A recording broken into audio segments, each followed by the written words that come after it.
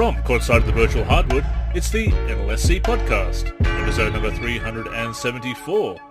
Andrew with you once again. I am Andrew in the forum and Andrew NLSC on Twitter, of course. My co-host and fellow NLSC team member is Derek, but you know him as Deeper3, and he is Deeper384 on Twitter. Happy to be here again. I did want to say, though, you know what shocks me? What's that? That there are actually people out there that will go onto YouTube and click on a gameplay video that has, in 2021, that has a modded Rick Fox pumping his fist from NBA 2K17 that says local co-op gameplay.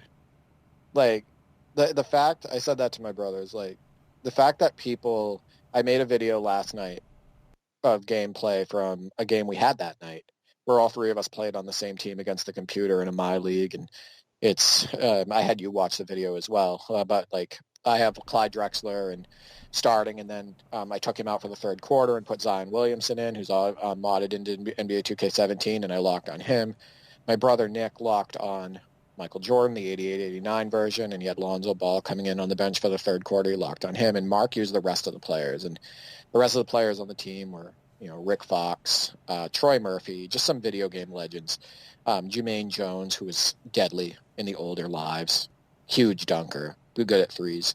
Modded in Chet Holmgren, Vlatko Chanchar, some of the newer players and stuff, Calvin Booth. And I uploaded that video, and it just still blows my mind that there's people out there that will click on that link of Rick Fox pumping his fist and watch that gameplay in 2021. And it's kind of motivating for me, to be completely honest. I agree, but I'm not surprised because I uploaded the 1998 Chicago Bulls intro as recreated in Live 06 on 360, and people watch that. So, you know, people will watch interesting ideas for YouTube. It's not just ranting for 10 minutes over random footage. And, you know, it's people watching creative ideas, especially if you do cultivate an audience, and it's really cool. And, you know, obviously we have this with the podcast as well, and it's why we're so thankful for you, our lovely listeners. But yeah, no, I love that video.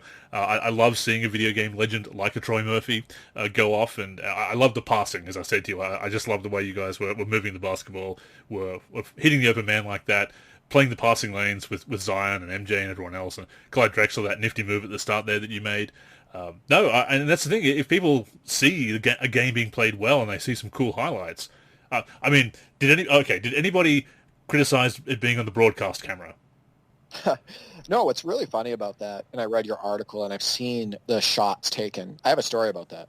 The shots taken at people who use broadcast. Actually, I've seen it on Operation Sports. The majority of the comments, because all my videos are in broadcast angle, basically, most of the comments are asking me what camera view we use. So I have to constantly answer. Because they're interested and they want to try it. So it's always like, you know, height 6, zoom 1, key zoom on, or depending on the game, key zoom off, etc. You know, broadcast generic. Like, that's usually positive. Like, people are like, I love that you play in this camera view. But funny thing is on Operation Sports, people, like you had stated, there was an entire thread on this. People were like, I don't know how you can play in broadcast camera. 2K is like playing in real life. It's not, by the way. But, you know, 2K cam is like playing in real life, etc. And then I was on that thread making comments, and Walt Lemon Jr., who you may remember signed with the Celtics for a little bit, and then he was with a couple other teams.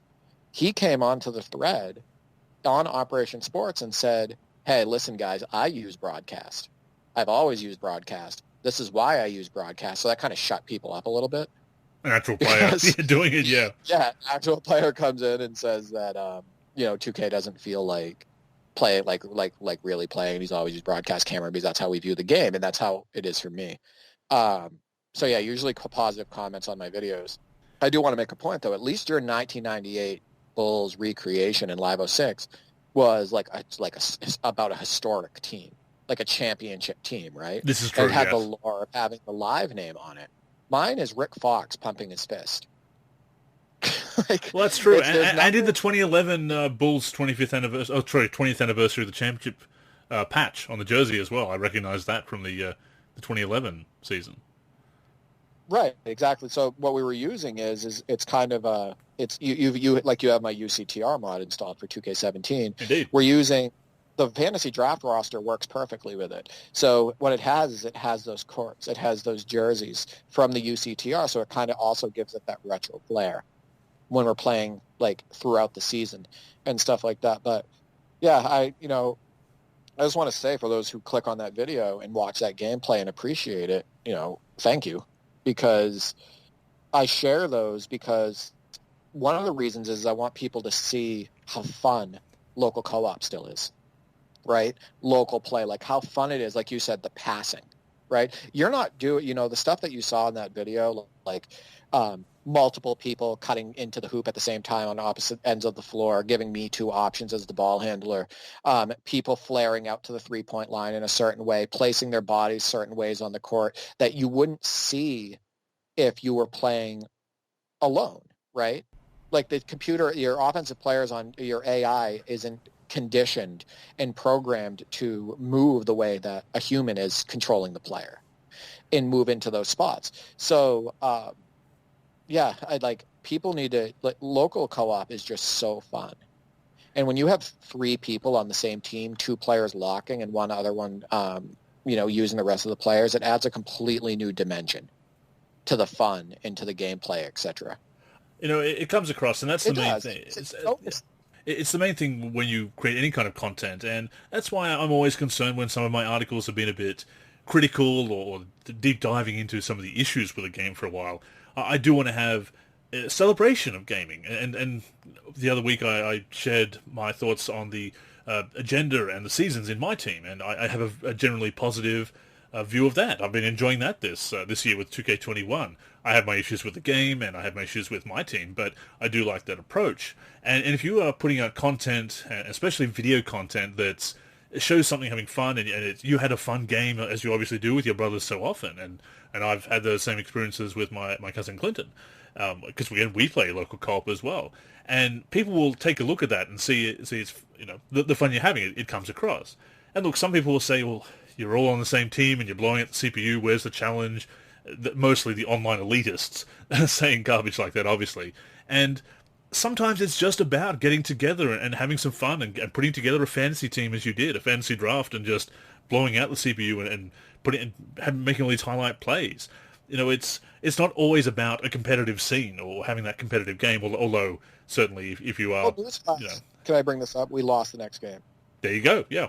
So just to let people know, we're actually playing, and that video is on Hall of Fame, with tweaked movement sliders. And in the next game, we actually lost. And part of the reason is because we played a better team that had, it had Penny at point guard, Kawhi Leonard at small forward, Klay Thompson, which we got murdered. Bit tougher, yeah. Sounds. Yeah, it's a bit tougher. They were loaded at big men because it's my fantasy draft roster, so it has all the greatest players in history. So the teams are stacked, and we ended up losing the next game. So there is the competitive part too, and when you overcome that, like on that video that you watch where we won the game, and we know there's like still obstacles and that we can lose, it's that much more fun. But you're right. And I said this actually in the description. I said, guys, it's okay to have fun with video games sometimes and just let loose. What a novel idea. Right. Rick Fox in that game had like 40 points. Smoking threes and dunking, like ridiculous. And Troy Murphy, is on the team. Troy Murphy just went on a rampage at one point. And in the video, he hits 3 threes in a row on 3 consecutive possessions, I believe. I didn't see who it was at first, and then I realized it was, good old Troy Murphy, yes. Yeah, people don't realize, by the way, he shot like 45 to 46% from 3 one season, and he took a lot in the mid-2000s. He was a really good shooter. Evolution, apparently, but...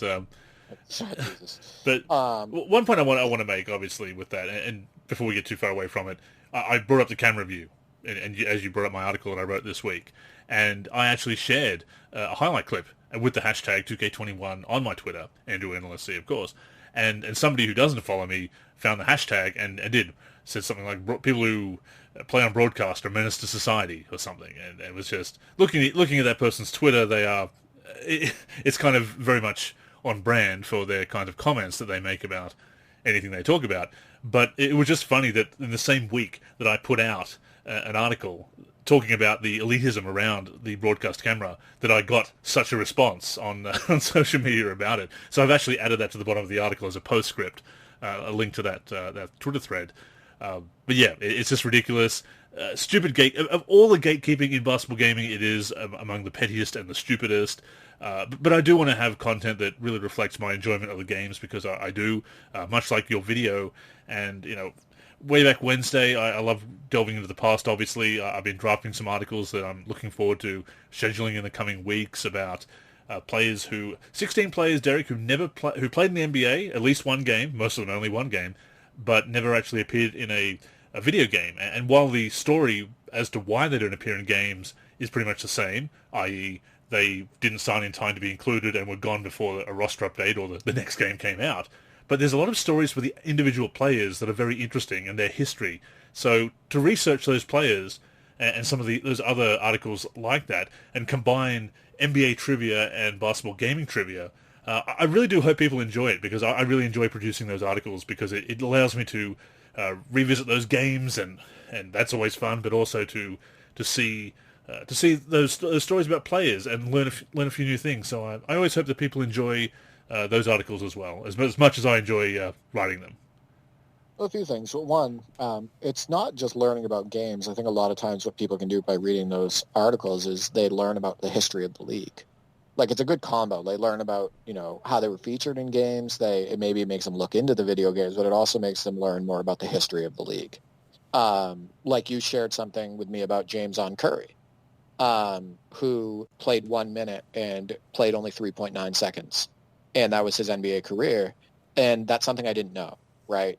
So your research and your articles and stuff like that can open your eyes to history. So I think unfortunately, like we talked about, before the podcast, is you put so much work, so much effort, so much detail into these articles, but in this day and age where, the most popular influencers and the most popular people are hot take specialists, or just they make hot takes and they upload videos to YouTube with their mouth wide open, and it's, hey, check out this build, or this is lit and stuff like that, if people still use that.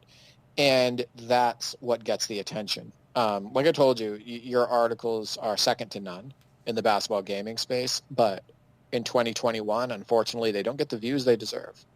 And I do feel bad about that. I think it's a great article. I think your articles are fantastic, and I wish more people had their eyes on them. And I did want to make one more point about the broadcast camera really quick. I use broadcast, and I said this before, because not only is that the way we watch basketball all our lives, that's how all of our memories are, right? Like you watch the Bulls in the 90s. How do you remember watching the Bulls? That's right. Yeah. That in Slam Cam, but that's pretty hard to play from Slam Cam. That's a replay angle, that one. Right, exactly. So not only are all our memories from that view, so that's how I want to create my memories with basketball video games, but I don't have to worry about the court spinning. I have a better view of the baseline as well. If I'm going to be driving baseline, I have a better view of where I'm standing on the court, in my opinion, in relation to the rim. I have a better view of where my defender is in relation to me, the space between myself and the defender, from that camera view. And I use camera relative controls, and that works perfect for me. And yeah, there's a lot of reasons why I use broadcast. Do I knock anybody that uses 2K cam? Absolutely not. But there is definitely this snobby community around the 2K cam, and it's really weird because there's a lot of advantages to using broadcast that you don't have on the 2K cam. And if somebody can clearly explain why they use that broadcast cam and why it works for them, then why should they be considered less of a gamer? Like, it doesn't make any sense to me. Or less effective. It's pointless gatekeeping, is it not? And people just want to assert the way that they play is the right way to play. And I actually do play on my career default for the connected modes. If I'm controlling the entire team, as in my team or my league, my NBA, or just a play now game, I'm going to use the broadcast. It just feels natural and it feels right. The right tools for the right job. But I do want to thank you for the kind words about my articles. Maybe I will do some more videos at some point, or use them as scripts and make them into videos. Perhaps maybe I could do it that way, especially with so many that I have drafted. But I am looking forward to putting them out, and I do thank everybody who comments on them or shares them or has a kind word or that they resonate with. Yeah, it's we're kind of old school as we said before we started recording, but no, I still love doing it. Yeah, I mean, like I said, what you do and the quality far exceeds, and the research and detail and all that stuff exceeds the most quote unquote popular YouTubers and most popular influencers. It's just your format and the way you present is late 90s, early 2000s, mid 2000s. And that's not your fault, because what you're doing is actually more informative by far, but that's just the state of society today. That's the state of access, the height of access, height of social media. But you know what? When you get a kind comment on those type of articles and that type of, the content you create and stuff, it feels a little bit more special, in my opinion. It does. It does. Because because how much work you put into that, and the fact that people are that there's still people out there that consume it and enjoy it for what it is. That's what's important. So look, I'm going to continue doing it. Maybe I'll branch out, and of course I do want to get those modding projects done, as I say each and every week, or certainly most weeks. But with a bunch of articles scheduled, let's see what I can do this month. So stay tuned for that. Of course, you've been doing some great work with the mask face, Hellboy. So you've been doing some creative stuff. So yeah, we encourage everybody, of course, to take advantage of our facilities and everything else, and our community, our forum that's been open for almost 20 years. This particular forum has been open. Amazing to think about. In any case, we do turn our attention to some news this week, and people do want to know our opinions about this, which is always nice to hear. Shout out to Art Vandelay at MacDaddy81s. Luka Doncic, of course, of the Dallas Mavericks, had signed a contract with EA to be the face of NBA Live Mobile, has apparently broken his contract with EA to sign with 2K. Now, this has a lot of people talking, obviously. A lot of live heads who have really been keeping the faith, carrying the torch for NBA Live, are feeling very, crestfallen, very pessimistic about this news, and I can see where they're coming from. But it is certainly big news, as is being reported. So, to start things off, what's your gut feeling when you hear this news, Derek? Oh, it doesn't surprise me at all. I think that what's going to end up happening is Luka Doncic will probably be the cover athlete of NBA 2K22. I think that it's very possible that they needed him to break away from that contract in order to be the cover athlete this fall and to be promoted this summer when they announce who the cover athlete is. I think that it's strange. I think we're getting this news now because it's strange timing between releases, as far as when next gen NBA 2K21 came out, and then there's a shorter development cycle for the next version, which is going to be NBA 2K22. And yeah, it doesn't surprise me. I also think that Luka knows. I don't think basically 2K is it, right? I mean, if you're going to be approached by 2K and you're going to be approached by EA Sports, and they're going to say, which one are you going to want to represent? What do you think Luke is going to choose?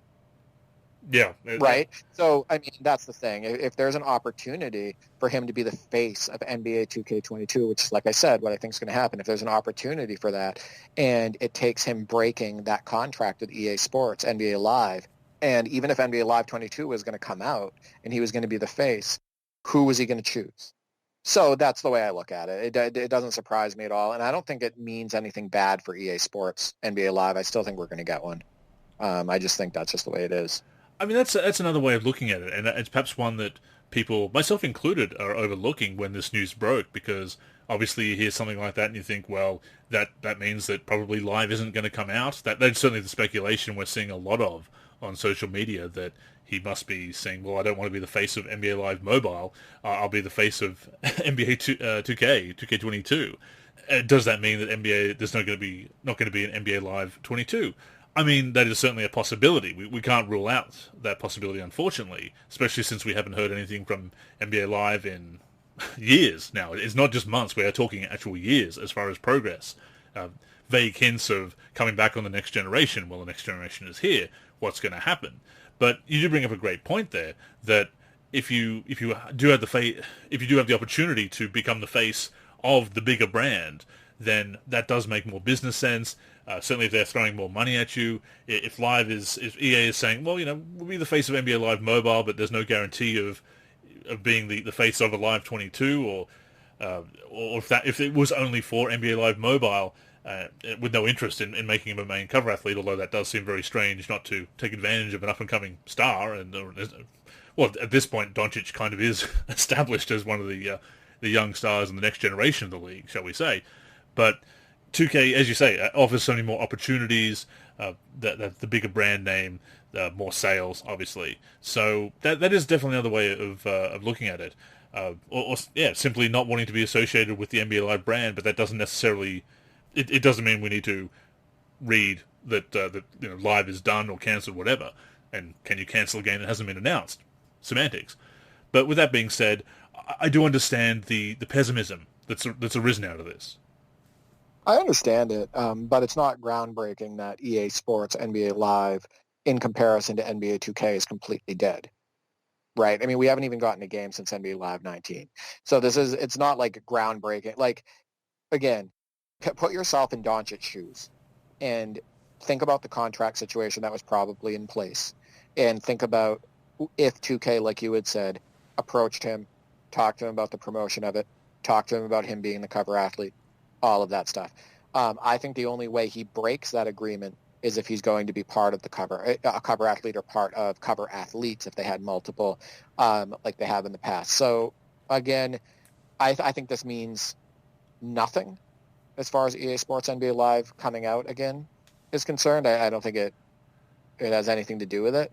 I think this is more of EA Sports is going to get crushed until they produce something solid, as far as a release, and until they gain popularity and become once again more mainstream.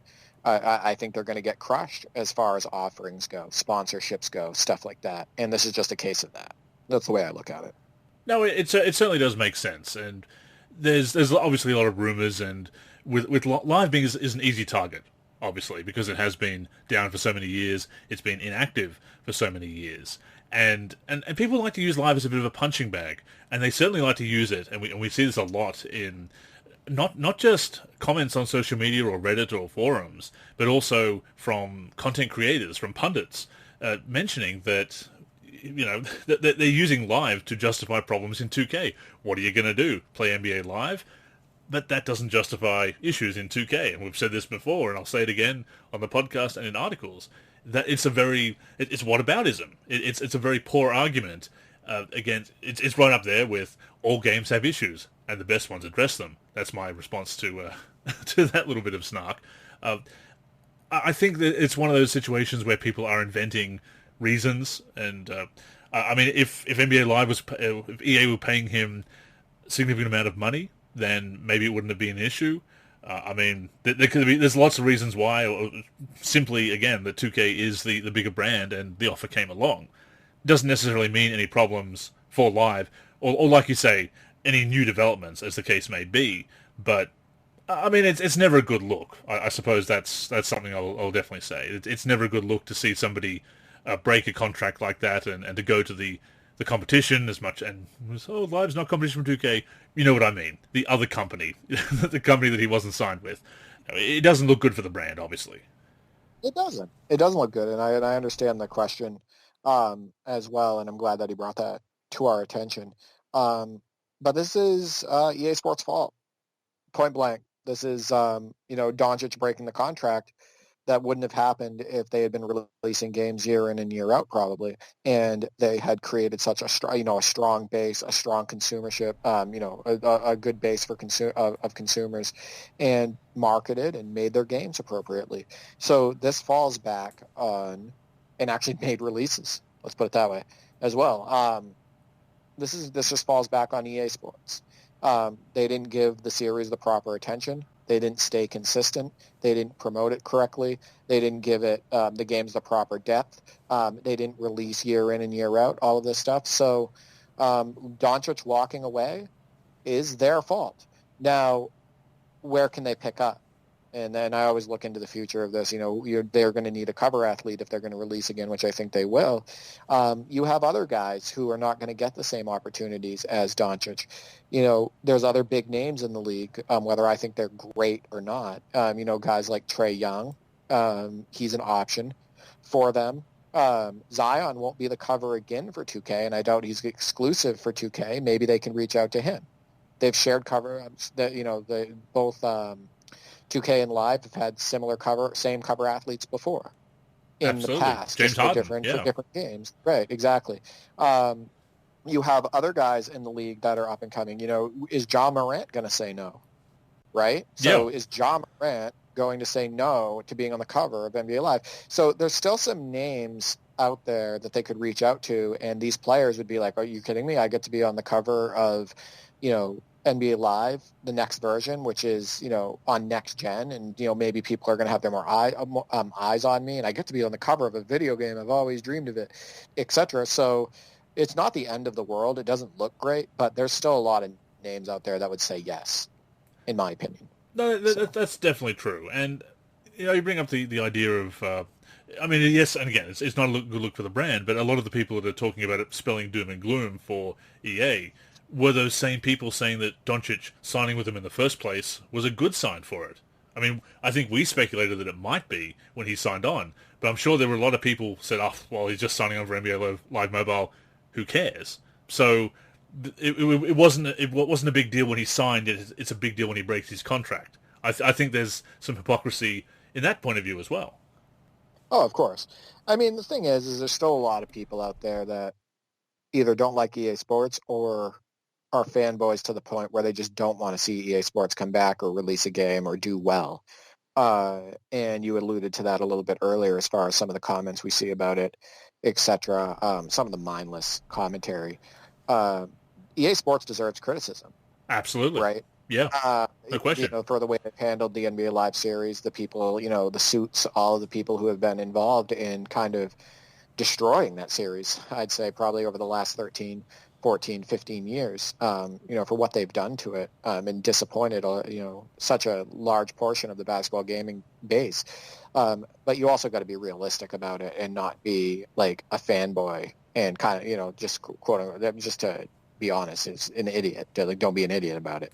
And don't be a hypocrite as well. And don't contradict yourself. So I see all of that stuff, and it's kind of ridiculous. This is kind of why we try to keep it real here, right? Absolutely, yeah. On the end. It is, and we, as you say, we obviously have our criticisms, as everybody is entitled to and should.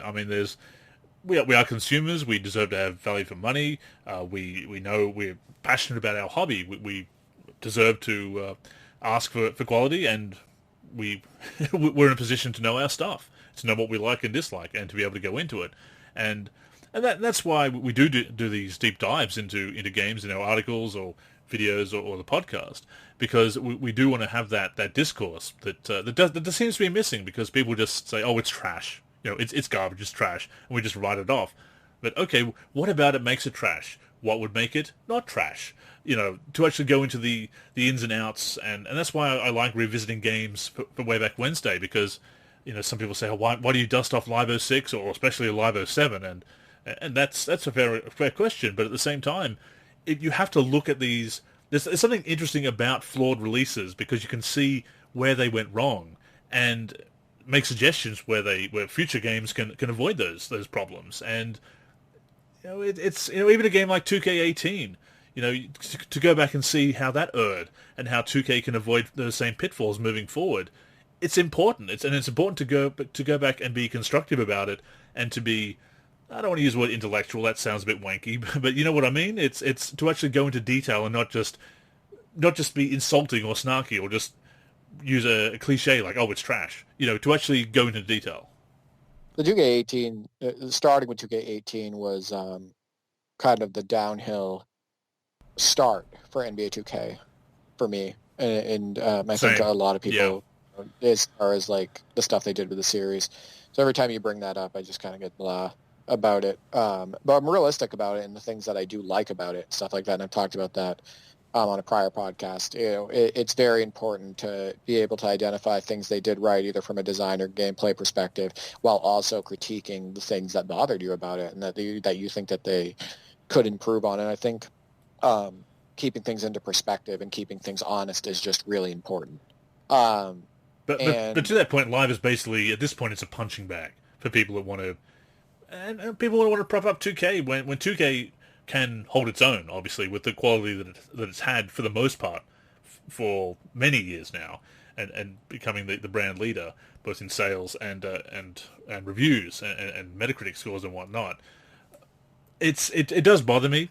I guess because I did grow up a live fan. Obviously, there's still that affection for the brand as it used to be when it was the premier brand in basketball gaming, sim basketball gaming, which it was. People forget about that. They want to say that it was never good.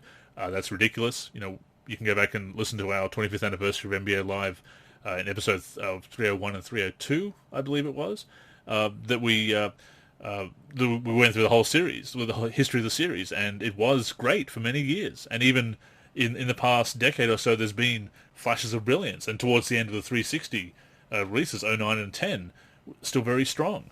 So it has become this thing to dump on to feel superior or to justify problems in 2K, which, and I've said this again, and I've said it before, and it bears repeating. The issues in Live do not excuse issues in 2K, and vice versa. Both games have to be judged by their own merits and drawbacks. circling back, there's two big problems here, and it circles back to the Doncic thing not signing on. There's two huge problems. One, they haven't been coming out with games, meaning there's nothing for these content creators to promote, right? So there's nothing there's no videos being uploaded, no gameplay, no hype, none of that stuff for the NBA Live series. None of it. Number two, the people that talk about the NBA Live series or try to be positive about the NBA Live series, the majority of them who make videos make like 5 or 10 minute videos, and it's just mindless talk. Like, I think they're going to come out next year. Oh, I think this would be. Oh, you see who came out? Oh, this is and it's just like this 5 or 10 minute nonsense with no substance. Jay Leno is covering NBA Live now. Yeah, it sounded like it now. But that's the problem. And so NBA Live, any hype that it has is Forced. Absolutely, yeah, it's false hype. It's people want it.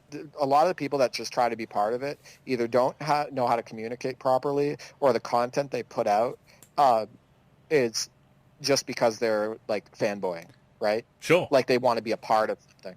So I think that's a big problem. So nothing to promote, and then the people that are trying to talk up the series or promote it are doing it that way. And a large part of this, again, is EA Sports' fault because they don't do a good job with content creation. They don't do a good job with marketing. They're not releasing games, all of that stuff. They're not giving us material or tools. And the people that want to be a part of NBA Live, a lot of times are not great How do I put it?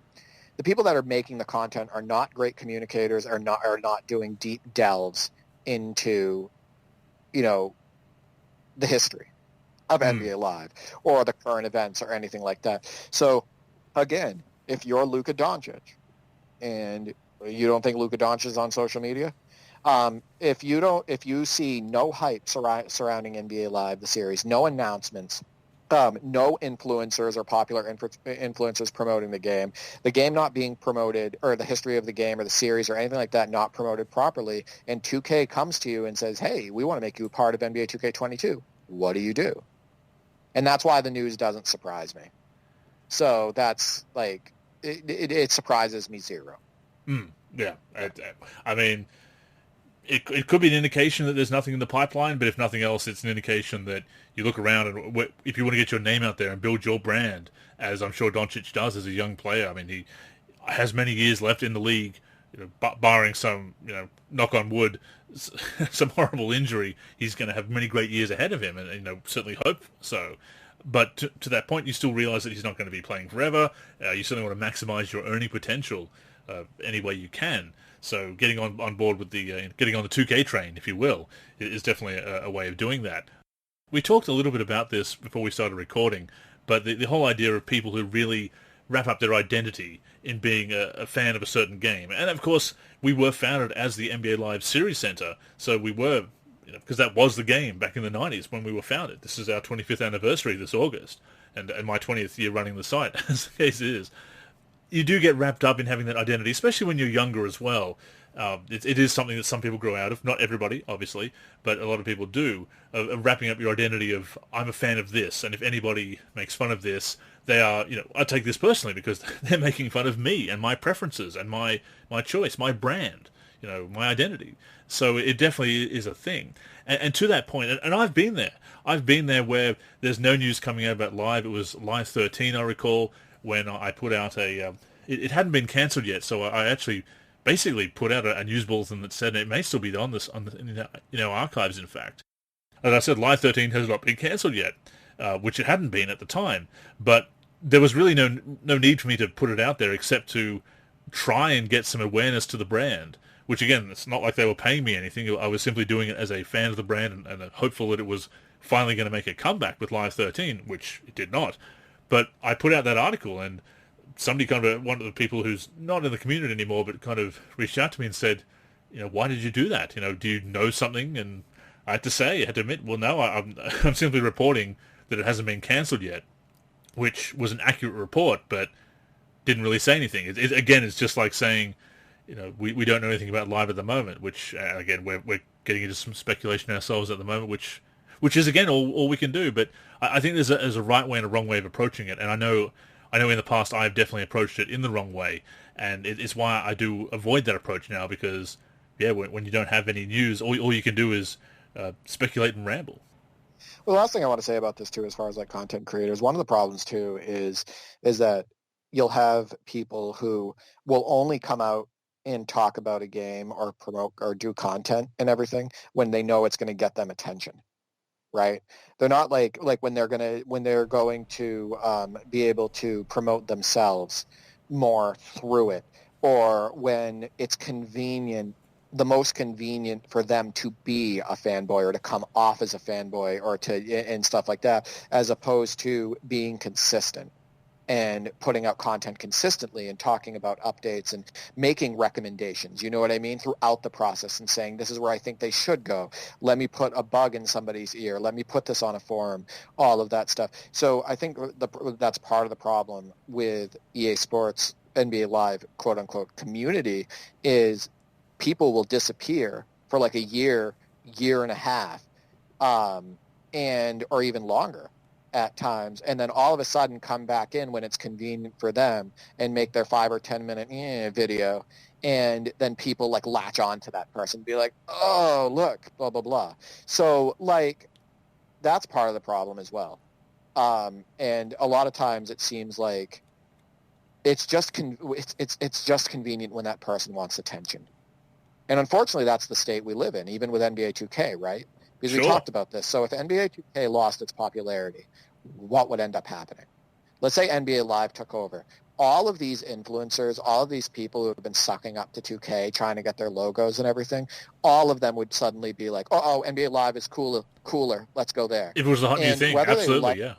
Right. Whether they like the NBA Live game better, whether they like the depth better, whether they like the content better, they would even if they like 2K that much better at that point, where would they go? The majority of them would go and promote NBA Live because it was convenient for them. It's the flavor of the month. Yeah. It's right, topical. Exactly. Yeah. So that's one of the biggest problems with that.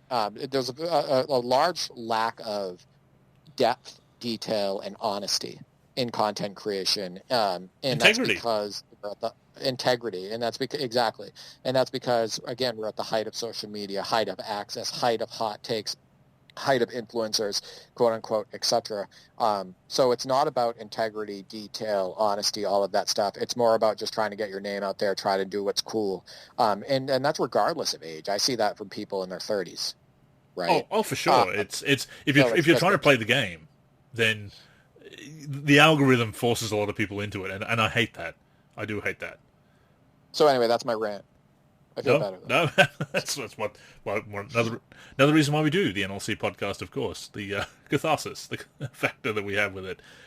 Oh, again, all we can do is speculate at the moment. We've talked about NBA Live's future on so many shows before, and it's because it is of great interest to us. We've talked before about the importance of having that viable option, the importance of competition.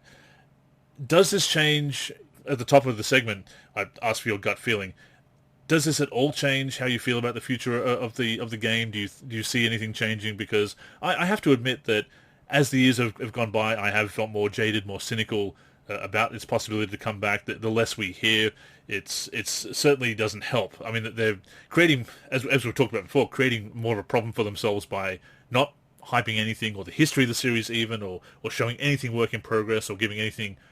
We see people on Twitter, a lot of our friends on Twitter that are also as much into wanting to see NBA Live make a comeback, saying that, tweeting at the official account, "Hey, any news? Can you speak up? we want to hear something." And of course, they haven't. They haven't tweeted, I think, since the passing of Kobe Bryant, if I recall correctly. It's the last tweet they have on that account. I haven't checked the replies, but I don't think they've replied to anyone as yet. We did see the other week the playtesting account kind of acknowledge an NBA Live, the possibility of a Live 22. So maybe there's a Live 22 and they're going to have to get a new cover athlete. Who knows? But I guess I feel less optimistic than before. Not necessarily because of this news, but simply the continued silence and the fact that we haven't seen a Live for a while. If nothing else, I'm lowering my expectations. Not for what I wanted to see, but my expectations to see anything in the near future. When we do see something, I do want to set the bar pretty high, because we've seen Live come up short over the past generation. As we said on a couple of shows ago, I believe, it has to impress. So I do stick by that. But that being said, my expectations of hearing anything, in the near future are pretty low, I have to admit.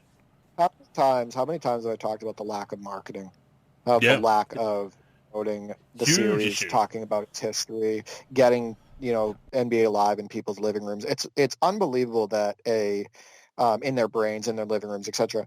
It's unbelievable that a company that's this big in a space that's only occupied by NBA 2K right now for the simulation basketball space. It is absolutely mind-blowing that they don't do more as far as getting the Live name out there, especially with the hirings they've made, with the obvious attempts at return, with the announcement that they made that they want to return on Next Gen, etc., on their Twitter handle, etc. It's unbelievable. It's unbelievable on the ground seeing it when they definitely can have the resources. It doesn't take long to make a post, even if it's just a gameplay video or an ode to this or something like that, or a statement or remember this, etc. Stay tuned. It is, yeah. So stuff like that. I still think we're getting an NBA Live 22. At the very latest, NBA Live 23. I think the series is coming back. I think it will have a cover athlete at the capacity, like I said earlier. I think that they are in some ways taking feedback or watching feedback from the communities.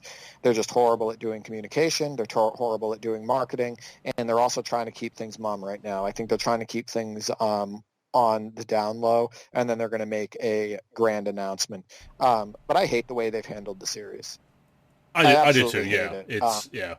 And it's such an insult, in my opinion, to those loyal gamers, loyal basketball gamers, those people who really enjoyed the series back in the day and who really deserve, and those also who really deserve a second option in the sim basketball gaming space. I think it's absolutely ridiculous. The resurgence in Live 19 shows that there's some interest. The resurgence in people playing Live 19 and talking about it, yeah. It also showed that there were some strong basketball minds working in there at EA Sports. I mean, it's not a great game, but it's fluid. There are some good aspects of it. There's good aspects about the one. They were doing a pretty good job of promoting it at the time too when it was coming out. They had some good ideas with court battles and all of that stuff. They threw the WNBA in there, so it's not like there's a lack of basketball minds at work here, and creative minds and programming minds and stuff. I think that they just need to find some consistency. They need to find a consistent team, a tenured team, and they need to build on that. Totally agree. So yeah, I still think, but it's very disappointing. Totally agree the way they've handled with everything. And to answer Art's question, it's, again, shout out to MacDaddy81s, MacDaddy Bones on Twitter. Does this mean NBA Live is officially done with? I don't think so. I don't want to close the door on it yet because 2K hasn't been able to slam the door on them for all its success. I don't think it's officially done with. I'm not sure about a Live 22, but as you said, some of the hirings they've made, the fact that they still do the NBA Live mobile branding out there, that it's still keeping the name alive in some form. Yeah, I don't think it's done with, but yeah, it's hard to get too excited when all we can do is speculate, and it's what we've been doing for a couple of years now, and it does get old. So and we. Art, I'll say this: I think it means nothing. There you go. I'll just say that. I don't think it has anything. I think you can relax if it was concerning you, and I think it means absolutely nothing for the reasons that I stated. Although it may mean that Doncic is the cover athlete of 2K22. It may mean more for 2K than it does for Live, perhaps. Yeah, well, big deal. I mean, there's going to be a cover athlete every single year. It's not like if NBA Live instead of Doncic ends up having like Trae Young or Ja Morant or a player of that caliber. It's not like it's going to hurt NBA Live. Because what it really comes down to is how they promote the game in general, how they're promoting it on social media, who's promoting it on YouTube, if they come out with a great product with gameplay, depth, etc. Hell, I mean, what about, Jason Tatum is considered a rising star. You think Tatum might say no to NBA Live? Like, there's going to be somebody out there that wants to be the cover of a basketball video game and be promoted in that capacity. I think it means absolutely nothing for the future success of NBA Live, or if it's going to be released or not. Like, I don't think it means anything. That's just my opinion. No, that's a reasonable take, and as we've said before, we can but wait and see. But interesting news to note as of this week, because there is no other news for Live or 2K at the moment. So, which you kind of alluded to, is that when there is no other news, anything like this can be picked up, and we can really spin it, or maybe not we, but people can spin it and beat it up into possibly a bigger story than it is. Yeah, no, and I think it's a great question. I think it's something to be noted. Definitely. I do. Yeah. I think it's something that definitely is note. If anything, it sounds off another alarm for EA Sports that we need to get our crap together, right? We Exactly. need to want these players to seek out these opportunities. We want the players like Doncic, Zion, etc. to say, hey, I want to be the cover of EA Sports NBA Live because EA Sports NBA Live is cool, right? Because we like EA Sports NBA Live. So it's definitely worth noting. But I'll just say again, I don't think it means anything as far as like future releases. Let's not push the panic button just yet, perhaps. Exactly. So with that being said, and that being the news for this week, we now come to the mailbag of the NLSC podcast, where we're actually going to talk about the previous success of NBA Live. We look at the future of the series. We're going to look at the past now. We have another question from Sega Geek Navarre, and thank you to Sega Geek and to everybody who submits questions, which you can do at podcast@nba-live.com or our various social media channels, or indeed the forum.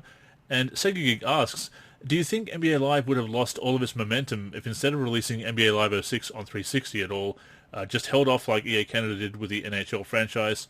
Would that extra year have made NBA Live 07 better and possibly helped NBA Live hold on to the top spot for a couple of extra years?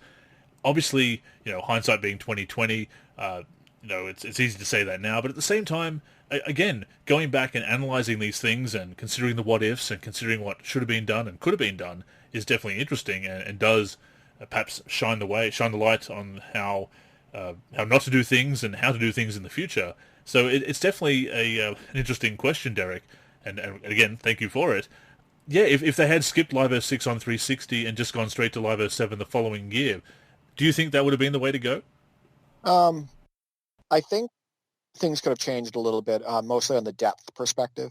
Because like we said, Live 06 for Xbox 360 wasn't fully featured, and I think that's because it was rushed. It didn't have the depth of the PlayStation 2 version. It was missing Freestyle Superstars, all of that stuff. But all things considered, NBA Live 06 was not reviewed the worst. It did have some, and we talked about this when you revisited it recently, and so did I. We talked about, it did have some decent qualities in a gameplay base that was very similar to the PS2 version outside of Freestyle Superstars, just lacking the depth. And graphically, in my opinion, it was actually better than NBA 2K6 from a realism perspective, from a cyberface perspective, etc., from an atmosphere perspective. So, and then you go into NBA Live 07, and it was a lot worse than NBA Live 06, right? So they had that not strong, but they had a base in NBA Live 06 for Xbox 360 that they could have built off of, give us a couple different camera views, add more depth to it, maybe bring Freestyle Superstars into it and all of that stuff, and then and release it with similar graphics to NBA Live 07 with slightly different mechanics. And, graphics for NBA Live 06 and release that for NBA Live 07, it could have made some noise. And they just really screwed up with NBA Live 07.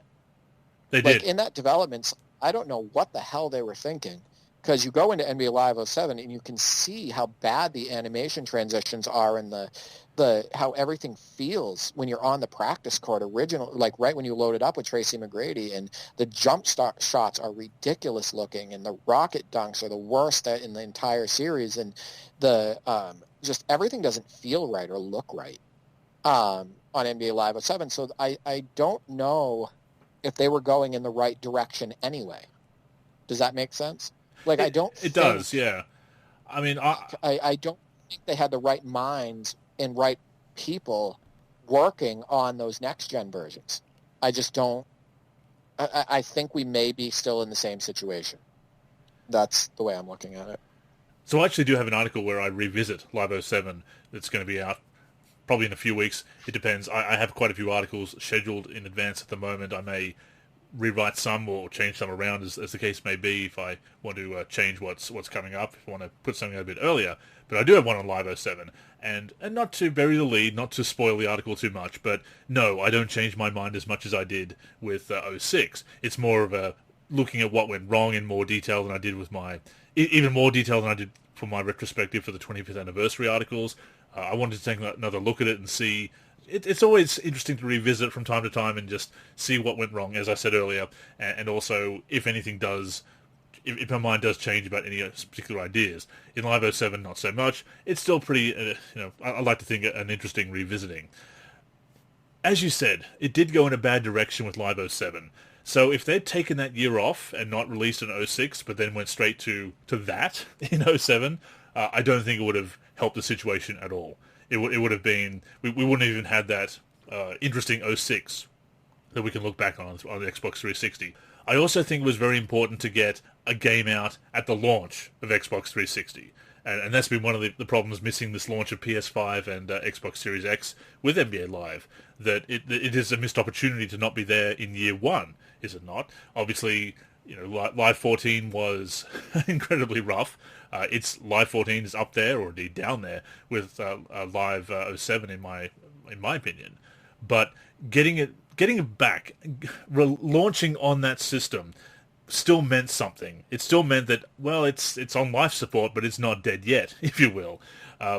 So getting Live 06 out on Xbox 360, even in the state that it was important to a certain extent. I think the better scenario for Live would have been to kind of port the PS2 version across to 360. Certainly upgrade, add some new animations, bring in the temple and being able to shoot around while the game is loading, so you're doing the next-gen stuff. That's always important. Have the sweat, have the improved graphics, but you've got the Freestyle Superstars, you've got the Dynasty mode, you've got All-Star Weekend there from the jump. Because as you said, you go back and look at a lot of those reviews for Live 06 on 360, people are, a lot of both the user reviews and the professional reviews, the Metacritic reviews, the pundits, the critics, were saying the gameplay is pretty solid. The graphics are very impressive for the time. But it's the lack of depth, the lack of content that people didn't like, the lack of modes, because that was a backward step. So if they had had that stronger start, and maybe if they'd not try and build from the ground up, which, again, to use a phrase that 2K's been using with 2K21, built from the ground up, if they had waited, and certainly with Live 07, if they had continued to build on Live 06's technology, because they brought in that new foot planning technology, which also made the game a bit stiffer, And the new animation system, I believe, that they introduced that year or tweaked it. It certainly didn't go in a good direction, as you said. If they had stuck with that plan with Live 06, even if they hadn't been able to have that full featured release, which they really should have with 06, that was a setback from the very beginning. But if they'd built on that and not gone in that direction with 07, I think that's what would have kept Live going for another couple of years. And it did kind of rebound with 08 and 09 and 10, but yeah, 07 was a big setback. 06 could have been a better start, but I think you needed to have that launch title. You needed to get in there on day one with the 360. The gameplay on NBA Live 08 puts me to sleep, and my brother and I were just playing that the other night, by the way. NBA Live 08 is just a snoozer in every way. Like I talked about, people are absolutely ridiculous that say that NBA Live was always arcade or trying to be arcade or was crazy. That game crawls. You can turn the game speed up to max, and it absolutely crawls. The player's moving almost at a slow pace the majority of the time. The moves are slow. The first steps are slow. It's just blah. The game drives me nuts. I'm going to be completely honest with you. For the most part, it just doesn't feel that great. But like you said, they were getting a little bit more better feedback with NBA Live 08 than they were with Live 07. But yeah, we tried to play a game on the same team, and we put like some, the best players in the league on a team. We were just trying to mess around on it, and Nick fell asleep.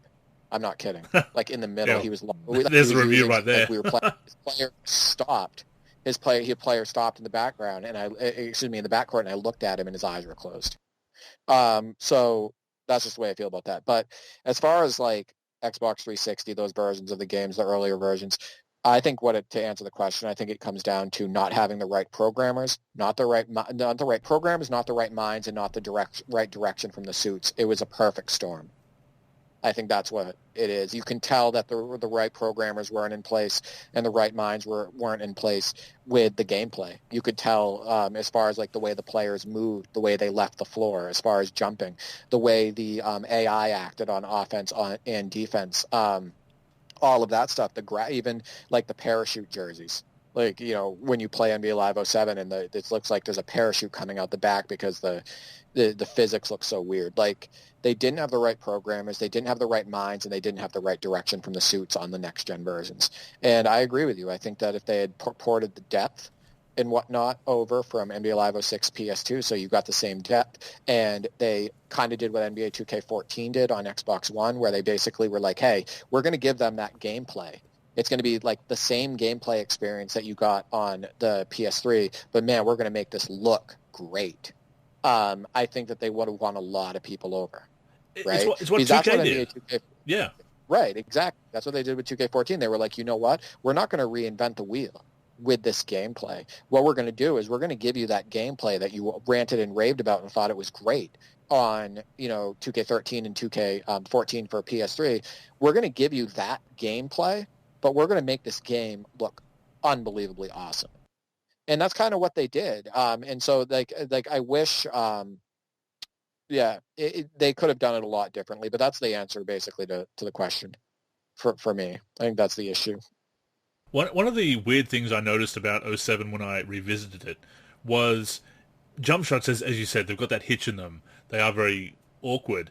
I found, just playing around and seeing what I could do with it, that the timing on jump shots is very unforgiving, and it's a very small window compared to the top of the jump release of 06, and then 08 did away with timing completely, which is another reason why that game feels very weird. Then they brought it back in 09 and so forth.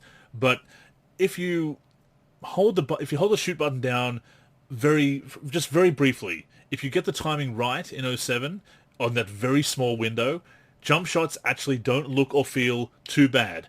Not great, but not as bad as they normally feel if you try and use the timing that you're used to. And that was a big problem, is that when you really have to adjust that much to a game to try and make the gameplay feel right, that's when you know the gameplay is heavily flawed. 14 was the same way, because you can see some, at the time, Scott Gallagher, who was working on Live 14, he put out some footage of himself, streamed himself playing the game, and it looked pretty good in his hands because he knew how to work it. And we saw that with some people in the community as well. If you really... Well, that's actually... sorry for interrupting. Yeah, I uploaded an Live 14 gameplay video, and I show myself coming off screens with Paul George and hitting threes and doing fadeaways in the post with David West. And somebody commented on it, and they were like, hey, this looks better than I remembered. And that's because I knew it.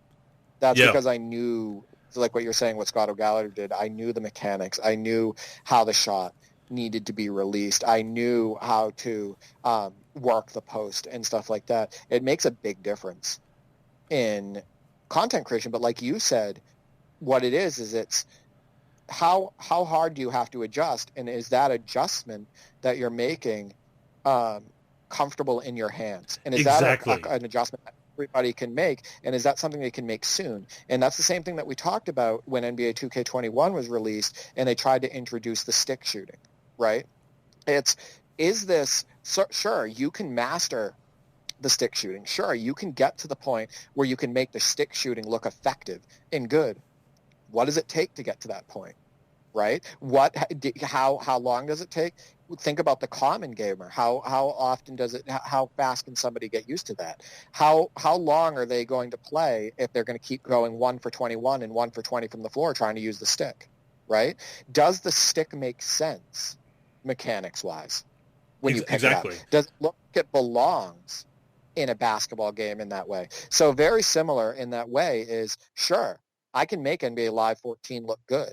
Sure, Scott O'Gallagher can make it look good. Sure, I can go on video like I did with Kawhi Leonard and make like 5 or 6 threes, nothing but net in a row using the stick to say, hey guys, look, I know how to use this. But is that best for the game? Does the mechanic work the way it should? And how is the common gamer going to be able to handle that? So that is the issue, and I do go into that in my revisiting of Live 07, that, what is a reasonable adjustment? Can I play Live 07 to a certain extent and get used to some of its quirks? Sure. And there's a bunch of other quirks that I can't, like the fact that it, like you say, the rocket dunks and layups, the fact the 3 shoot buttons, the fact that if you're not in the right position when you trigger an animation, it doesn't move into the right spot and it will just take you behind the backboard, or you're trying to clip through the board and get out of bounds. It doesn't pick a contextually correct animation from where you're taking off from. That was a big problem in Live 07, and it's been a problem in other lives as well. And you can't really do anything about that. Or the missed dunks and layups that just missed for no reason, just driving it straight into the front of the rim, which, yes, sometimes there are rim stuffs. Players do mess up. Not to the extent of Live 07, of course. And what is a reasonable learning curve, as you said? What is a reasonable adjustment and expectation of the gamer? And you can do it, and you can adjust, because that's what people say: adjust, get good.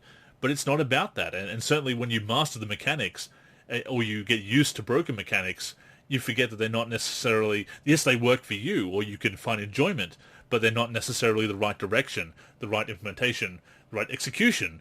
If the idea is solid, and maybe the execution is bad for the game moving forward. That's certainly an issue with, as you said, 2K21.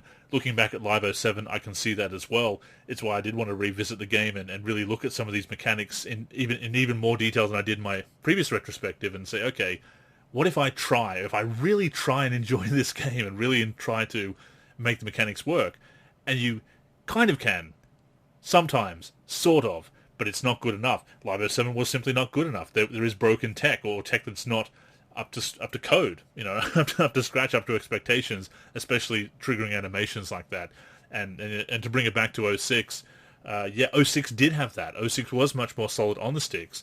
So if they built on that base and brought over that the depth, which they did do in 07, but then the gameplay took a step backwards, all of a sudden that series is back on track. And maybe it does compete. They didn't bring over the depth, Andrew. That's the problem, though, is they brought over, they made it a little bit more deep, but they still didn't have the all-time teams in NBA Live 07 for 360. Oh, true. They didn't have team use in Dynasty. They still did in Franchise. They didn't have the depth. See, that's the thing, though, and they didn't have, like, freestyle superstars. They didn't bring the depth still. Like, 07 did. 07 did. They had done. Right, but it didn't have. But it didn't have the depth that it had in the PS2. It didn't have the retro. It didn't have. Didn't have that stuff. No, it was missing content. Yeah. Right, it's missing content. So it didn't bring it. So. Well, it brought the mode. It brought the flagship mode of Dynasty over as it was on the previous generation, basically. So they without multi-team use. Right, Oh, but it's not. they didn't have multi-team use since 2003 anyway, so it was already an issue from when they revamped to Dynasty in 2004. So That's not true though, because they had season mode. So no, no. What I'm saying is they oh, the had standalone season mode with multi-team use. Yes, you're right. They didn't bring that over. No, you're right. So correct. that's the thing. So right. So that's the point I was trying to make. So like the point is that they didn't bring the depth over. Like if I wanted to jump in, because we did Live 06 for PS2, Live 05 for PS2, Live 04 for PS2, the amount of times that we started seasons like where we could use any team in the league, and me and my brothers, we could do a draft. Hmm. And a lot of people did this, by the way, back then. Oh A yeah, yeah. lot of people did it. My friends did it, etc. They basically jumped into a season mode and they would do a draft, or we would use multiple teams and carry them through the season. All of that stuff that wasn't brought over. They still haven't had that. No, They haven't no. had that, by the way, on PS3 or PS4 generation. They haven't had the ability to do something that they could do back 2000 in NBA Live 2000, right? So, like, that's the point. The point is that even with Live 07, where you were like, you know what, they did add some depth, and you're right, they added some of the stuff back, they still didn't come fully featured. And Indeed. it's really messed up. It's really messed up. Sorry for this rant, but it's really messed up that we're in 2021 and we had a game released in NBA Live 19 and it still doesn't match the depth of NBA Live 2003 Yep. or Yep. 2004 as far as legend content, etc. Outside of my team, as far as being able to use multiple teams in a season type mode, etc. It's taking all of these options out of gamers' hands. It's It is, it's so frustrating talking about it. Like, and I should clarify again. Yes, when you say multi-team use, I always think of Dynasty, the franchise mode, the multi-season play, which again lost that ability with the revamp into Dynasty in 2004. But you're right, they still had that the standalone traditional season mode where you could do that. I often forget that because I'm focused on Dynasty, which was single player since 2004, single team use. But yeah, that they lost that traditional season mode, which was useful for that, as you said, and of course that content they brought over the All-Star weekend, so it was starting to get that depth back, and then they revamped Dynasty again, not bringing back multi-team use, but they had the push approach in Live 08, so they were doing some things at the time, but by that point they'd already gotten off to a bad start with 06. 07 was a further step in the wrong direction with gameplay taking a step back. We had some features come back, and then we lost the gameplay quality. So I really think I don't think they should have taken that first generation, that first year off. I just think they needed to make 06 more of a port of the PS2 version's features and have all that content, the historical content and the historical jerseys and dynasty mode and everything and season mode. Even if they didn't have season mode, if they'd lost that, not having, well, they did have single season mode in Live 06. Not having that full dynasty mode and All-Star Weekend, the things that we'd gotten used to at that point, that's what really hurt Live 06 out of the gate on 360. And if they had waited till 07 and come out with that 07, I think they would be even in rougher shape than they ended up being. right. They had NBA Live 06 season mode, but again, on Xbox 360, but again, you couldn't use multiple teams. Indeed. Like that's when we abandoned the series, actually, is after NBA Live 06 for PS2, which we played, we wanted to move on to next gen, and what was our only option for multi-team use to be able to play with my brothers? 2K7. Yeah. 2K7, right. So what we ended up doing is 2K7 was when we officially moved to NBA 2K, because like the video that I just uploaded for NBA 2K17, we could play that way in NBA 2K7, and they haven't deviated from that, right? Every single game NBA 2K comes out with, and we talked with Leftos, and we've talked about what Leftos has done for the for my NBA. It's only gotten better, right? For my league and my NBA as far as depth. They haven't taken anything away, really. So NBA Live needs to learn from that. But, yeah, again, I understand what you're saying about the Dynasty mode, and I understand that that's what you played. But there were a lot of people back then that were playing Season, and for the reasons that I stated. And it's mind-blowing that they just not only didn't bring it over to the PS3, Xbox 360 systems, But the fact that they came out with NBA Live 19 and you still couldn't do it, Mm. But it's it such just a blows yeah. me. It's such a what if, Like, especially when you look back at '06, all the turning points in the live series where they had an opportunity to do better, and they just made the wrong decision, and it's you can see how detrimental, how impactful those bad decisions were. yeah. And so, yeah, to answer the question, I think we're all in agreement here is, um, we're all in agreement, as you and me are in agreement, Shocking. that, I know, right? Programmers, I don't think they had the right programmers' minds and suit direction, in that case, and I don't think that it would have really made a difference. I think we were headed down this, slope as long as those minds were still at work, right? As long as And that that tech was going marketing to be team that was way, yeah. right, exactly. I think we were down this road anyway. Unfortunately, And that's yeah. just that's how I would probably answer the question. So thank you once again for that question, and been submitting some great questions, obviously, over the past few weeks. Please keep them coming. We do have one more that we'll be getting to in a future show. Our second and final question this week comes from KidCash202 on Twitter. Shout out to you. Also, listener of the show and frequent listener of the show and frequent submissions on the mailbag. We appreciate that. Says, you've talked about Tecmo Super NBA Basketball before, but what about Tecmo NBA Basketball, which was the NES, the original Nintendo version? Did we play that at all? Now, I have actually played this, Derek. Before I throw it over to you, I will mention that. But it was not while I was growing up. It was many years later because this is actually the NES version, Tecmo NBA Basketball, unlike the Super Nintendo version, Super NBA Basketball, was a North American exclusive. We didn't get that in PAL regions, so it wasn't until years later playing that on a, let's be honest, an emulator, that I actually got to play that game. Yeah, we were stuck with, I guess, on NES, Double Dribble. A lot of basketball games that came out on NES were American exclusives, North American exclusives. We didn't get them in the PAL regions, so it wasn't until years later that I played it. But before I get into my impressions, yes, obviously you've talked about Tecmo Super NBA Basketball before, and I'm sure we'll be making some comparisons in that in this segment. But did you play the NES version as well? I did. So I actually grew up on Tecmo Super NBA Basketball, as I've said. Fond of the game. I actually spent a ton of time on it when I was younger. Years later, like you, I visited Tecmo NBA Basketball, and I've actually played it recently.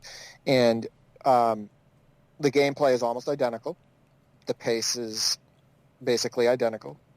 Um, Obviously, the graphics are slightly inferior, but at the same time, it's still appealing, in my opinion. And I think part of the reason of that is the gameplay is so similar. It's just an appealing feel for me. There doesn't seem to be as many charging calls on the NES version. I will say that. That seemed to that ramped up in Tecmo Super NBA Basketball. A couple design choices that I noticed. They did keep basically like the same menu system as the Super Nintendo version, but they don't have as many. They don't actually have like real portraits for the players. They have like 4 or 5 generic ones that they use, like Kevin Gamble and Reggie Lewis look the same. Larry Bird looks the same as some other players. Kevin McHale looks the same as other players. Like they basically just use templates of like generic white guy or etc. And so that's a downgrade from the Super Nintendo version. The stat screens still look the same. As far as the stats they keep, I believe that's the same as well. The music is obviously not as good quality, but it's like 8-bit, yeah. what MIDI version. Do people even say MIDIs anymore? Oh yeah, they still The produce MIDI music. Yeah, absolutely. yeah, MIDI music. So like, but it's still appealing. So I think it's a great release.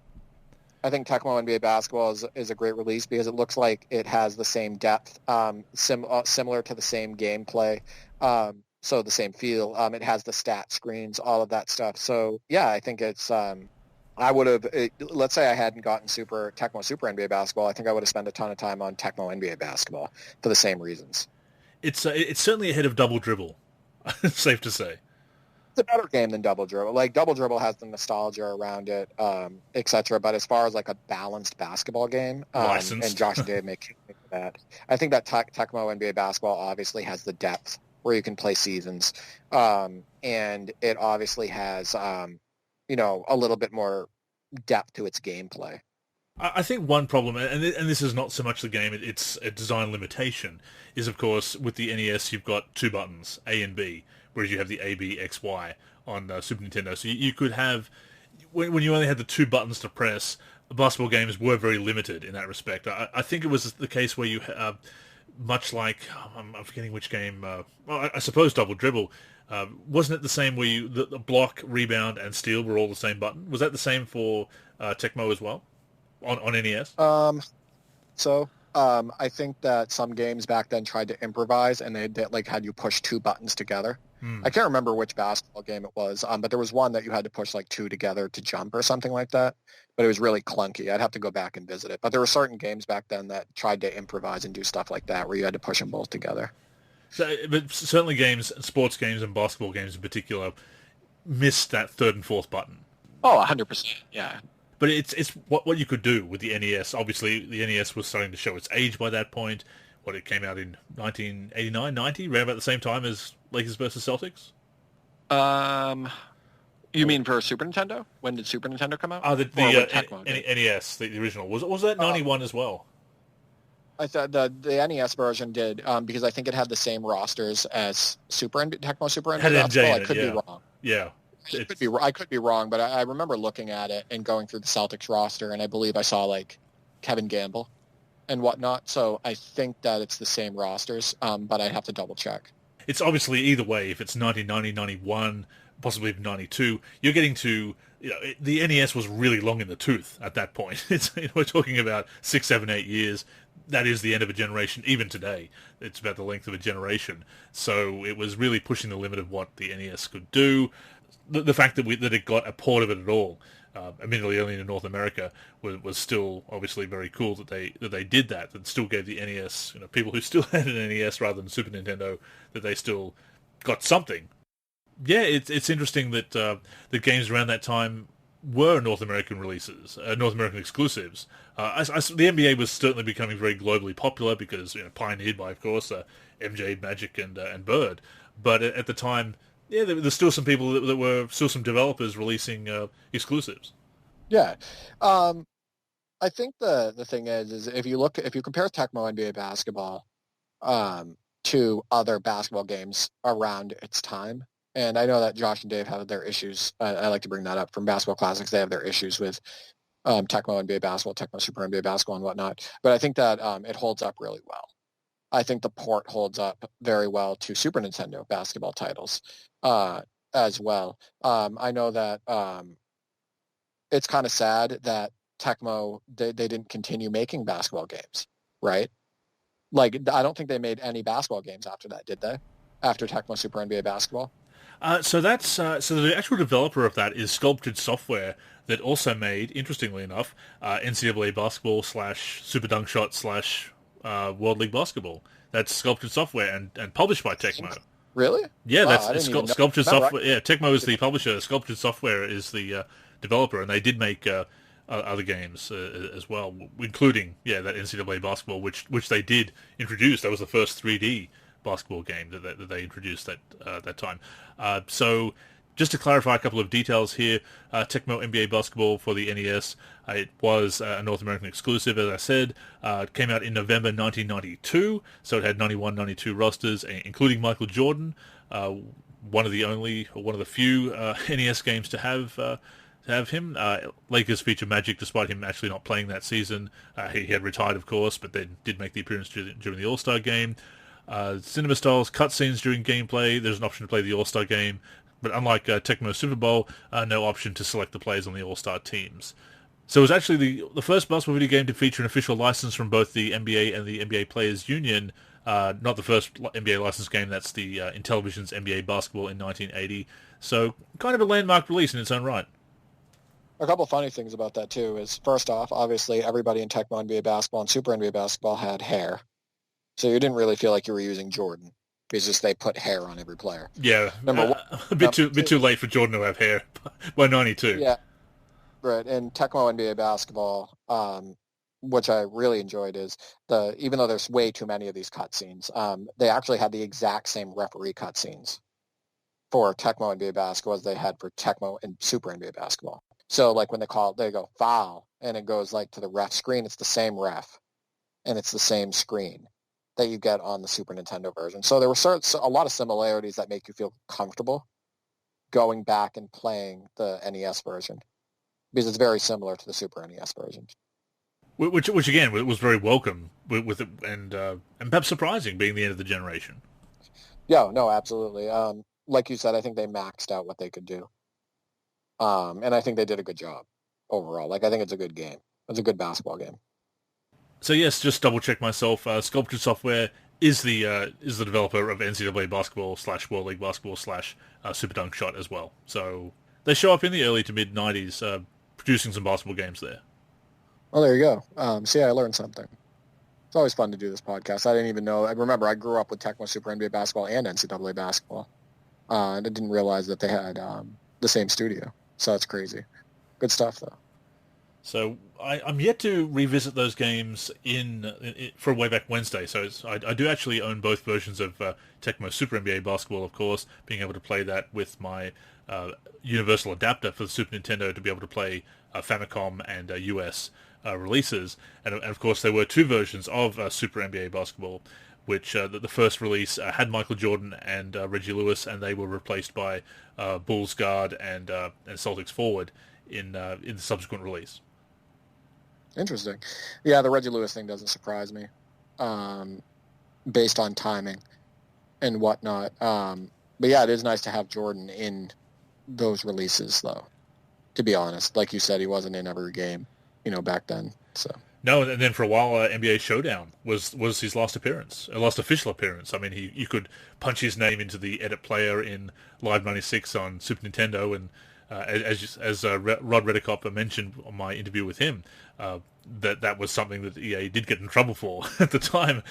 Talk about turning points. They almost could have lost the license there for upsetting the NBA. So what could have been if Live '96 had been the last NBA Live? It's but it's fortunately it wasn't the case. But yes, they did have to apologize for that one, unfortunately. Well, if NBA Live '96 was our last NBA Live, we wouldn't be in any different position than we are today. I mean, we just wouldn't have NBA Live still. Right? That's a good point. Yeah, one of a nail. So thank you to KidCash202 for that question, and once again to Sega Geek Navarre for the first question. And yes, please keep it coming, because, as we always say, we love doing the mailbag each and every week.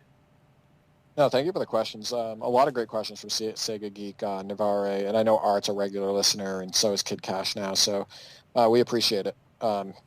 Please keep interacting with the show, because we love it. Shout out to you as always, and once again, podcast@nba-live.com is an email address that you can email us at. You can also do that via the forum or our social media handles, which we'll be reading off shortly. But yes, that has brought us to the end of episode number 374 of the NLC podcast. We hope you enjoyed tuning in this week. Of course, the podcast comes out every week on Sundays on the NLSC, which is nba-live.com. You can also subscribe to the show on Spotify, Apple Podcasts, Stitcher, basically all the major podcatching apps. As long as you're tuning in each and every week and enjoying the show, that is the main thing. And of course, if you'd like to leave us a review on any of those platforms that allow it, such as Apple Podcasts, we certainly do appreciate it. And as we wrap up, Derek, where can we find you on socials, and any final words for our lovely listeners? Absolutely. You can tune into Holding Court with D for 3. We're on Apple Podcast, Stitcher, Podcast Addict, CLNS Media.